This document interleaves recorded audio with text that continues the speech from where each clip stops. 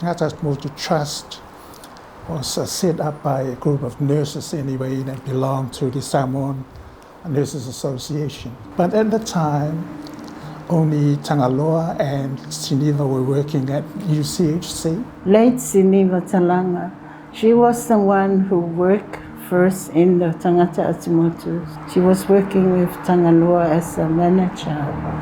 And she worked so hard, Siniva. Kato Alima, Richard, Fungasavai Enosa, and Fidifilia, like I mentioned, Fidifilia. Yeah, those are the nurses. We started this project. We recognized the need for the Pacific service. When we have spare times, we volunteer to go and help interpreting or with the families, family meetings. We are there for the patient and to report to their family.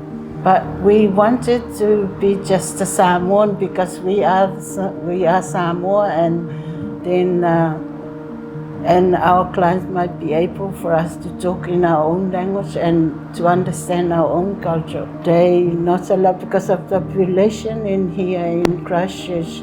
Unless we go under the Pacific service, then they won't give us the funding for the project.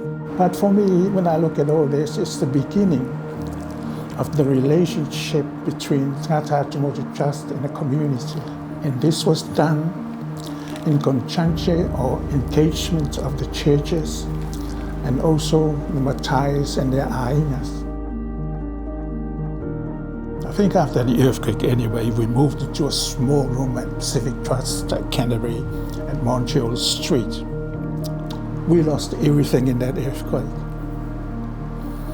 We lost our furniture, our data, our equipment, and the office was completely level.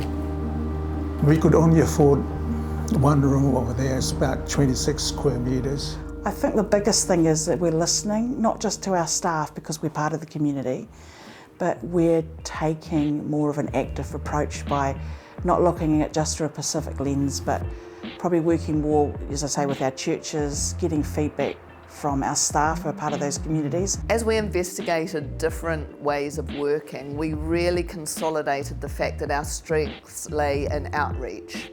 So not only did we not have the facilities to bring people into our workplace here, it was very clear that if we were to overcome barriers to access, we needed to be in the community, we needed to reach out into the community, and we needed to reach out into people's homes. Absolute enthusiasm and passion that our team have for working with our community, working for our community, alongside our community. So everything that we deliver, everything that we do has the community at the heart. It's not something that we come up with independently and think, gosh, this would be a really good thing to roll out. We think, what is it that our community needs?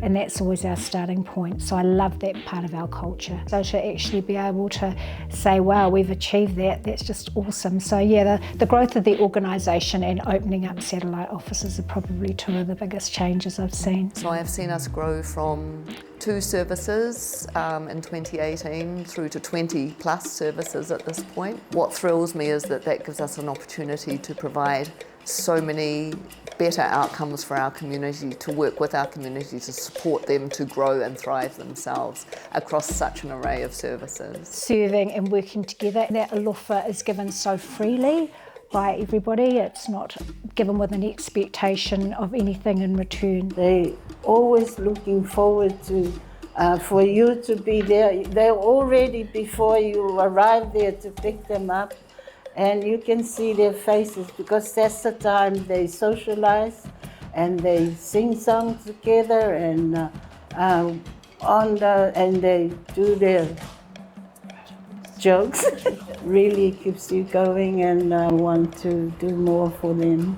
They're always looking forward to come to the program, and for them is their time out, and that's really makes me feel proud of being part of their journey in life.